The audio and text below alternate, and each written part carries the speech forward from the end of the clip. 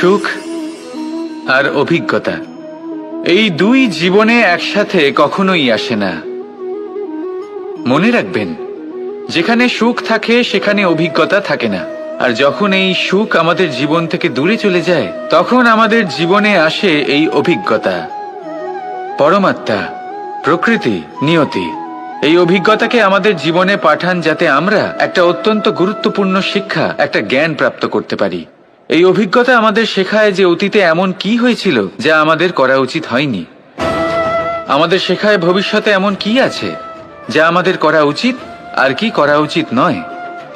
দেখতে গেলে এই অভিজ্ঞতা আমাদের সেই শিক্ষা দেয় যার জন্য আমরা সুখের দিকে উচিতভাবে অগ্রসর হতে পারি।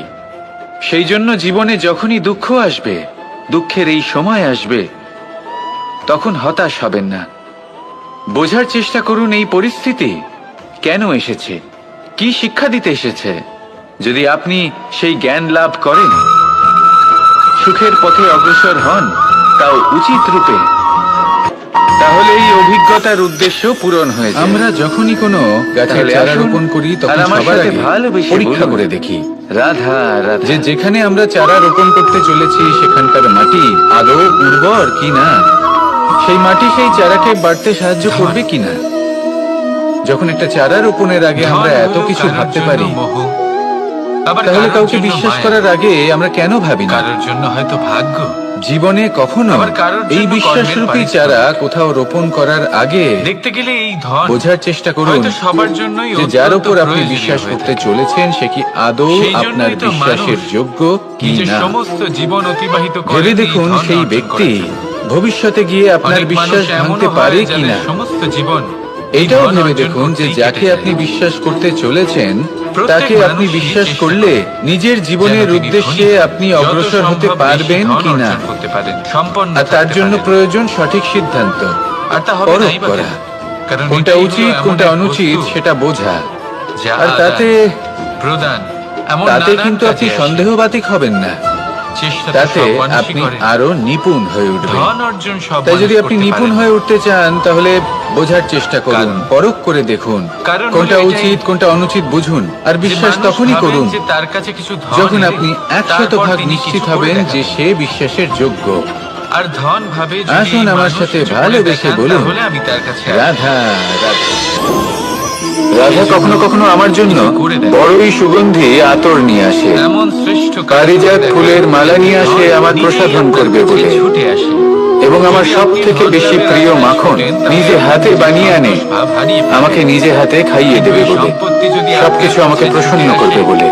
তাহলে আপনাকে কিন্তু মহান আপনি বলে। কখনো ভেবেছেন যে এই আতর কিভাবে বানানো হয়? কাজ করুন। সহস্র ফুলের পাপড়ি একসাথে পিষে নিতে দেখবেন হয়, এই ধন ফলস্বরূপ তারপরে আপনার কাছে আসবেই তার আসবে। থেকে যে রস নিঃসৃত হয় সেই রস দ্বারাই আতর তাহলে তৈরি। আসুন আমার সাথে অনেক ভালোবেসে সংখ্যক বলুন, ফুলকে অসীম যন্ত্রণা ভোগ করতে হয়, তবে তারা আমার প্রসাধন সামগ্রী হয়ে উঠতে পারে।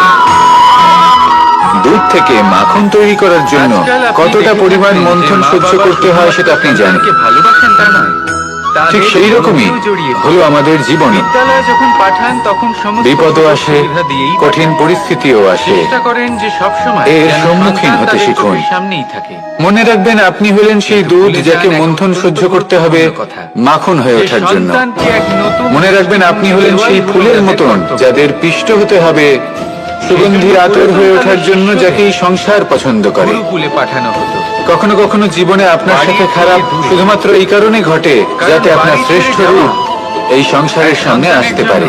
এক শিষ্যের শুধুমাত্র কঠিন পরিস্থিতি এবং বিপদকে একটা সুযোগ হিসেবে দেখার চেষ্টা করুন।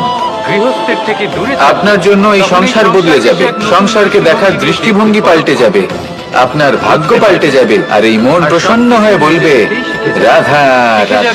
পাষাণ নামক এই খেলাটি আপনারা নিশ্চয়ই খেলেছেন, না খেলে থাকলে দেখেছেন, আর যদি দেখেও না থাকেন তাহলে নিশ্চিত রূপে শুনেছেন। মহাভারতের ওর এই অভিজ্ঞতা ওকে মহাযুদ্ধ শেখাতে পারবে। কোথাও না কোথাও তাই মনে এই রাখবেন, পাশা নামক খেলার কারণে যদি হয়েছিল। আপনি চান যে আপনার সন্তানের পাশার বিকাশ এই হোক, বিচিত্র খেলা, তাহলে অনেক সময় দান, ওকে নিজের এইসবের থেকে দূরে কারণে নিয়ে যেতে হয়। কেউ নিজের মাথায় রাজমুকুট যদি মোহে পরিধান আবদ্ধ করেছিলেন, থাকেন, তাহলে ওর বিকাশ কখনোই আবার হবে না। সেখানে পরাজিত হওয়ার জন্য কাউকে তাহলে বনবাসও আসুন ভোগ আমার করতে সাথে হয়েছিল। ভালোবেসে বলুন, রাধা। কিন্তু এই রাধা। খেলা সমাপ্ত হওয়ার পরে সমস্ত ঘুঁটি আর এই পাশার ছক একই পুটলিতে স্থান পেল। এটাই হলো আমাদের আমাদের জীবন। মনে সবসময় একটা প্রশ্ন এসেই থাকে, এই সংসারে আমরা জয় পরাজয়ের এই জীবন, বিষয়ে এতটাই ভাবি, এই এত জীবন যা চিন্তা কিনা করি ঈশ্বর যে আমাদের এই দিয়েছেন, জীবনের খেলার আনন্দটাই জীবন। উপভোগ করতে পারি না। ঈশ্বর এক আর আত্মা অবশেষে দিয়েছেন। কি হয়? পৃথিবীতে কেউ বাঁচার জয়ী জন্য। হন, কেউ পরাজিত হন, কিন্তু যতদূর দুজনেই আমরা জানি আমাদের কাছে একই একটাই স্থানে জীবন পৌঁছে যান। রয়েছে। আমরা ভাবি প্রত্যেক এই জীবন ব্যক্তি গুছিয়ে মৃত্যুর কিভাবে পরে রাখা যায়। একটি নির্দিষ্ট প্রত্যেক মানুষ স্থানেই ভাবে পৌঁছতে বাধ্য। যে আমি কি করি যাতে এই জীবনকে কিন্তু ততক্ষণ গুছিয়ে এই রাখা জীবন, এই খেলা, যায়। কিরকম কর্ম তার করব, আনন্দ উপভোগ করুন। কিরকম এই পুণ্য সংসারে সেই ব্যক্তি শ্রেষ্ঠ স্থানে পৌঁছতে করব, কি পেরেছেন ধরনের শাস্ত্র যিনি এই পড়ব যাতে সংসারকে আমি সেই প্রকাশ জ্ঞান অর্জন প্রদান করি করেছেন, যাতে জীবনটা সুন্দর করে তুলতে পারি। যিনি কখনো জয় পরাজয় এই বিষয়ে ভাবেন, আমাদের সমগ্র শুধু এই জীবন জীবনের কেটে খেলার যায় আনন্দ এই উপভোগ প্রশ্নের করেছেন। উত্তর খুঁজতে। এটাই আপনিও সেই করুন আর শাস্ত্র আমার সাথে অধ্যয়ন করতে। ভালোবেসে বলুন, এমন অনেক মানুষ রাধা তাও বুঝতে পারেন রাধা। না। এই জীবনে তিনটি আসুন আজ গুরুত্বপূর্ণ শব্দ আছে যা আমি বোঝা আপনাকে আমাদের একটা কাছে সহজ খুব কথা গুরুত্বপূর্ণ, এবং এই যার দ্বারা তিনটি আপনি নিজের শব্দের জীবন নিজস্ব সুন্দর করবেন। অর্থ আছে। জীবন, প্রথম হলো সঙ্গবদ্ধতা, জিহ্বা। অর্থাৎ একসাথে মিলে কাজ করতে হবে, এদের দুজনেরই একসাথে হলো মিলে একটাই পরিশ্রম রাশি। করতে হবে, সামনে এগোতে হবে। এরকম জিহ্বা করতে পারলে আপনার অর্থাৎ শক্তি আপনার বৃদ্ধি কথা। পাবে, আপনার ক্ষমতা এই বৃদ্ধি পাবে, কথাকে সংযত রাখুন। আপনি এগোতে পারবেন এবং অনেক একে দূরে যেতে সুন্দর পারবেন। করে তুলুন। দ্বিতীয় মধুর হলো কথা বলুন। আত্মবিশ্বাস। যতটা সম্ভব একে নিয়ন্ত্রণে হেরে রাখুন। যাওয়া বস্তুও আপনার জীবন আবার জিতে সুন্দর নিতে হয়ে পারবেন। উঠবে। যদি আপনার নিজের আত্মবিশ্বাস থাকে, তাহলে আপনি কারণ এই শব্দ কখনো হয় পরাজিত অত্যন্ত হবেন না। শক্তিশালী। এবং তৃতীয় হলো এটা হলো এমন এক অহংকার। বন্ধন যা আপনার সামনের মানুষকে জয়লাভ আপনার করার ব্যক্তিত্বের পরেও সাথে কিন্তু জুড়ে দিতে এটা পারে। আপনাকে পরাজিত করতে পারে। তাই এই সেই জন্য শব্দ জীবনে সংযত সঙ্গবদ্ধ রাখুন। হন, আত্মবিশ্বাস একে সুন্দর রাখুন, করে তুলুন। কিন্তু কখনোই অহংকার আপনার করবেন না। জীবন আপনার থেকে এই সুন্দর অহংকার হয়ে আপনার থেকে সবকিছু আর আসুন, কেড়ে নিতে পারে। এই মধুর এই অহংকারের সুন্দর জন্যই অনুভূতি দিয়ে বলুন, মথুরাপতি কংস রাধা, নিজের পতনের রাধা। দিকে অগ্রসর হয়েছিলেন।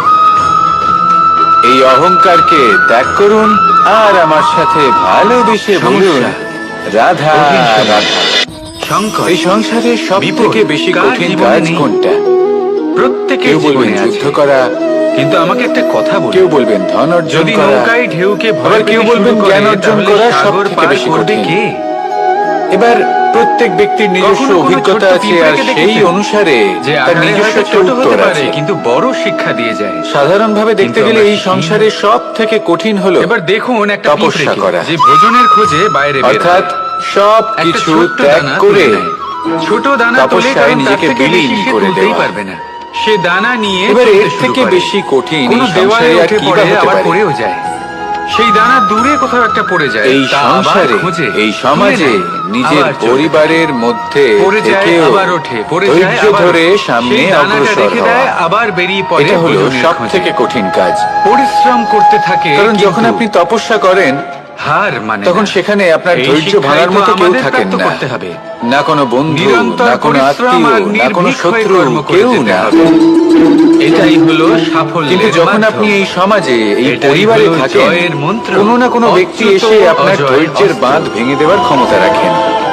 তারা তাহলে আপনার আসুন, ধৈর্যের আর বাঁধ আমার ভেঙে সাথে দেয়, ভালোবেসে আর বলুন, কখনো কখনো তারা অনিচ্ছাকৃতভাবেই রাধা, সেটা করে থাকেন।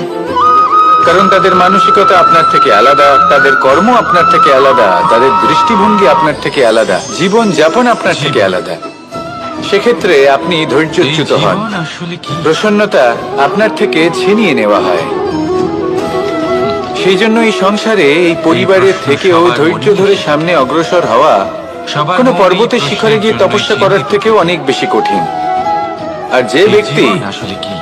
এই এর সমাজেই, উদ্দেশ্য এই পরিবারে, সেই সকল মানুষের মধ্যে থেকে গিয়েও কি করা যেতে পারে? ধৈর্য ধরে অগ্রসর এই হতে থাকেন, জীবন কি কিছু পাওয়া? যারা এই কাজটা শিখে নিতে পারেন, তারাই কিন্তু নাকি এই জীবন জীবনে কিছু আনন্দ ভালো? লাভ করতে পারেন।